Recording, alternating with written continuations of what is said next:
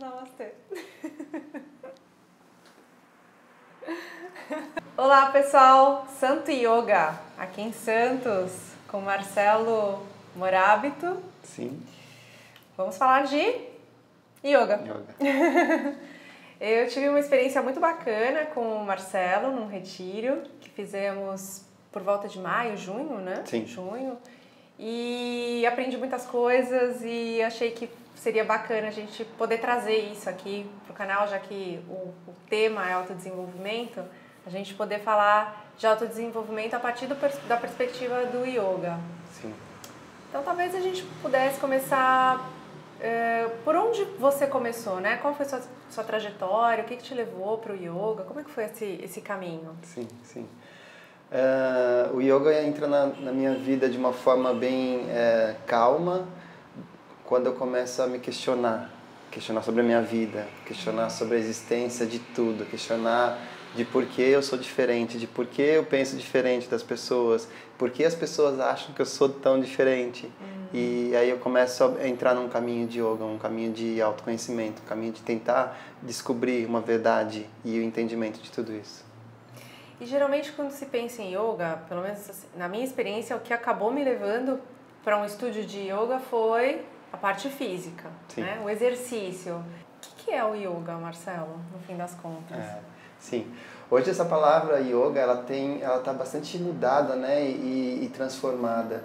A gente tem o yoga hoje, muitas pessoas consideram yoga só como exercício físico, mas ele é também um exercício físico. Mas o yoga é muito mais que isso. O yoga, eu costumo dizer que yoga é um caminho que conduz o ser humano à compreensão de si mesmo.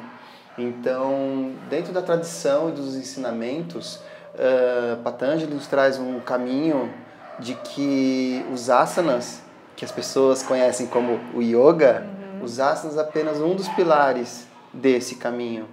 Então, muitos se veem, alunos chegam aqui pra gente falando, eu preciso melhorar meu condicionamento físico, eu preciso ficar mais centrado, eu preciso isso. E o asana é só um caminho.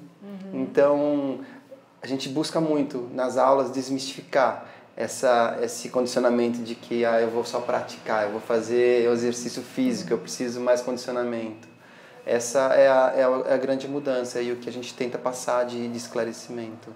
É aquela frase, né? Eu faço yoga 2 vezes por semana. Sim, é muito engraçado porque assim, a gente não faz yoga porque yoga já está feito, né? O yoga já é feito. Então a gente pratica yoga. E de que forma a gente pratica yoga? Não é só na sala, como eu disse. Na sala a gente pratica asanas, a gente pratica pranayama, a gente pratica meditação. Tudo para um caminho de yoga. Então, essa prática que a gente diz, ela precisa se tornar constante. A gente brinca muito com os alunos, a gente fala que o yoga não é aqui dentro da sala, o yoga acontece quando a gente se despede e sai da porta da escola, porque a hora que você sai ali fora e recebe a primeira buzinada, a primeira olhada feia, aí você... Onde está o seu yoga? Onde está a compreensão de si mesmo? Por isso eu digo, yoga é um caminho da compreensão de si mesmo. E eu não sei se a minha percepção é correta ou não, mas tem muita, talvez até uma certa competição, né, em termos físicos, quem faz o asana melhor, quem sustenta mais tempo. Eu não sei se você percebe isso em aula, né? De repente os alunos numa competição meio interna e que pode ser uma leitura, né? Eu tenho que me sustentar no asana. Eu tenho que ficar na posição, né? A diferença entre posição e asana, que foi uma coisa que você trouxe no retiro que eu achei legal. Como que isso pode interferir no aprendizado do yoga, se é que interfere? Sim, né? Se é que é um ponto de interferência. Isso mais uma máscara. A gente diz que hoje o yoga está muito espelhado no yoga de capa de revista, o yoga das fotos, o yoga do Facebook, onde você olha uma pessoa ali com o pé atrás da cabeça e você fala, nossa, esse cara é demais, né? E mais uma vez, yoga não são só posturas. Então, esse caminho dos asanas, de você entrar na sala e achar que você deve algo, aí é o começo do yoga. Porque na sala a gente ensina muito disso. Você não precisa nada, você não precisa provar nada para ninguém. Dentro, mais uma vez, dos ensinamentos de Patanjali, dos Yoga Sutras de Patanjali, um dos pilares do yoga, que vem de yamas e niyamas, de condutas éticas e valores morais, traz a primeira, que é a ahimsa, não violência. Que é a não violência com você mesmo. Começa aqui dentro, né? Sim, e quando você começa a observar isso e começar a entender isso de como você age consigo e com o outro, você começa a praticar yoga. Quando você olha para o lado, vê que o cara do seu lado está fazendo mais do que você pode hoje, e você fala assim, então tá, hoje essa é a minha situação, e você passa a aceitar isso, você passa a viver yoga. A partir do momento que você olha e quer fazer igual, asteia, onde está a verdade nisso tudo? Onde está o que você quer fazer cobiçando o que é do próximo? Yamas e niyamas, um começo de prática de yoga. Por isso a gente fala, né? Yoga não são só os asanas, tem toda uma história, um caminho que te conduz para esse reencontro, esse samadhi, essa iluminação. Você buscou o yoga para se conhecer, né? Quem sou eu? Por que eu sou assim? E o que acontece comigo? O que te atrai? Poderia ser um outro caminho, né? Você poderia ter escolhido um outro caminho que também te levasse para uma vertente de autoconhecimento, autodescoberta. O que o yoga tem que te fisgou, que te atraiu? Sim, sim. Aqui. Porque o yoga, apesar de sendo yoga, ele é libertador. Porque o yoga não te exige nada. O yoga não te obriga a nada. E diferentes mestres, diferentes almas, homens santos, mulheres santas que passaram por aqui e que ainda estão por aqui ainda e que ensinam tanta coisa, o que eles mais ensinam é isso, que o yoga não te cobra resultados. Ele não espera nada de você. E isso que me identifiquei com isso. Eu não sou muito de padrões, regras, que é diferente de disciplina. Isso que eu ia te perguntar, né? Então, esses padrões, regras, conceitos pré-estabelecidos, isso fugia de mim. Eu não me sentia sendo eu mesmo. Por isso, quando eu encontrei o yoga que era tão libertador, eu falei, mas peraí, eu posso pensar o que eu quiser, mas eu sou responsável pelo que eu penso. Eu posso fazer o que eu quiser, mas eu sou responsável pelo que eu faço. Quando eu comecei a entender isso e ver isso, que esse era esse caminho, eu falei, nossa, é lindo esse caminho, é esse que eu quero buscar. Essa é a verdade que eu me encontrei e que eu sigo. Qual seria a diferença entre algo rígido e a disciplina do yoga? Sim. Dentro da tradição, a gente aprende, os mestres nos ensinaram, e a Iyengar falava muito disso. Tudo que é rígido, quebra. Então, se você tem uma base de uma casa, um alicerce rígido, vai aparecer trincas. E isso acontece com essa rigidez. Diferente de uma disciplina, de tapas, dentro do conceito também de caminho de yoga, de austeridade, autodisciplina, de perseverança. Porque se não houver essa disciplina, se você não se disciplinar, se você não criar roteiro, se você não criar uma linha de caminho de que você tem que fazer isso, agora isso, agora isso, agora isso, você escapa. Porque são muitas as vertentes, são muitos as armadilhas, os véus que aparecem na nossa frente. Então, de repente, você está num caminho e aí você... tem final de semana de praia com os amigos, eles me convidaram. Cara, não, mas eu falei que esse final de semana eu vou para os estudos.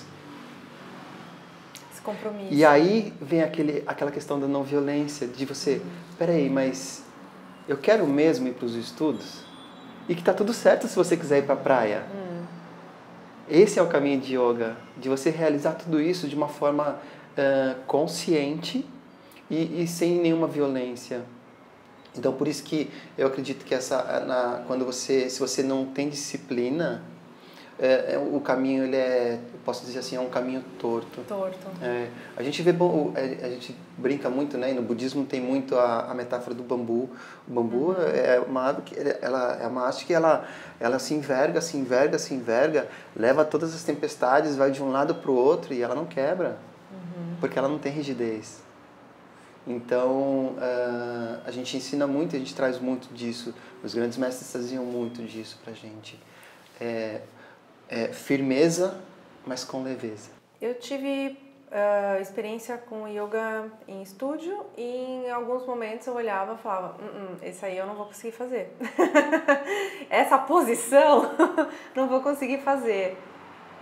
Percebo que para algumas pessoas isso acaba sendo um motivador e para outras acaba sendo um limitador. Do tipo, eu não vou conseguir fazer, então eu paro com isso na minha vida, né? Sim. Como que isso te influenciou? A gente sempre busca, os ocidentais, a gente sempre busca alguma coisa que possa ser um remédio para o que eu preciso, mas a gente quer efeito imediato. A gente quer que seja resolvido rápido.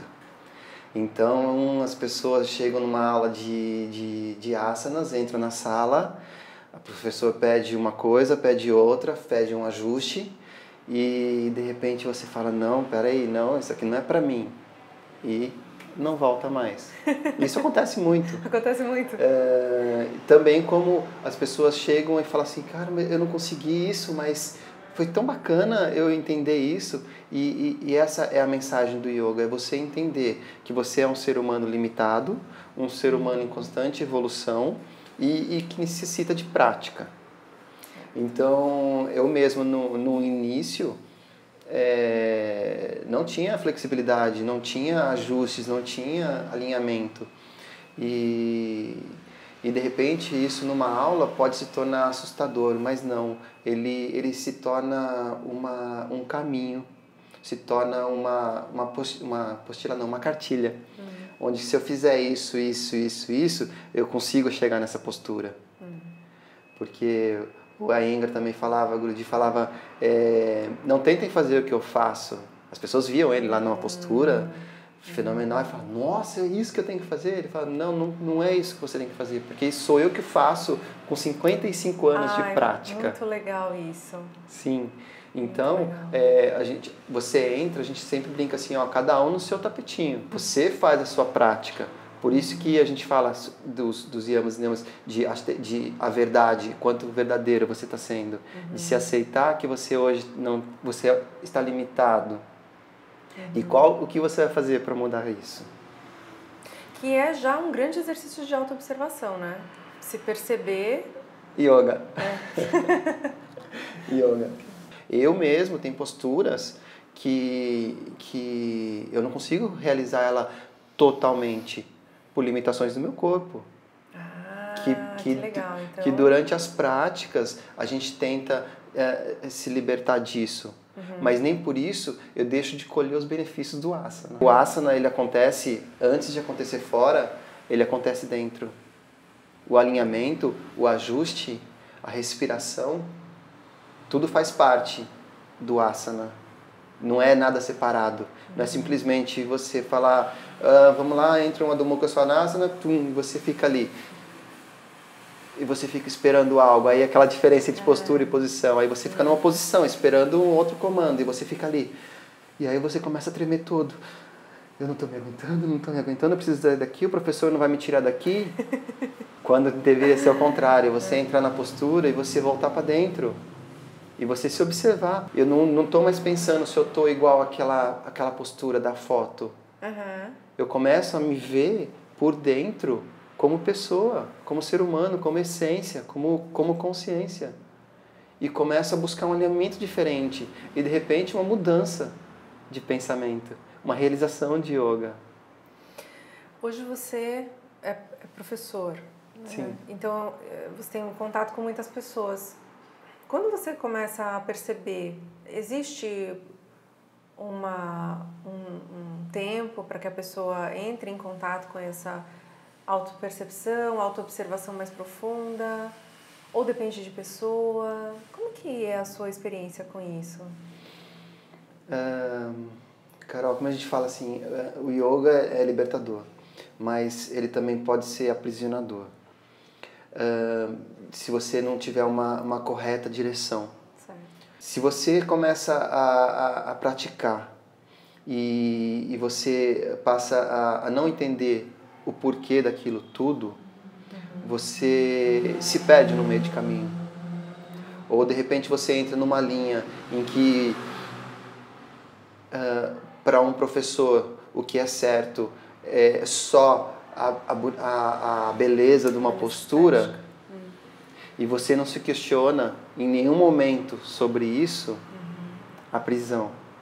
Que você vai seguir um caminho onde pode não ser o melhor para você, mas por um certo momento, por você ser intuído e ser direcionado, você caminha. Então, o autoquestionamento, o entendimento do que é bom para você é muito importante. Por isso, eu entrei nessa linha das aulas.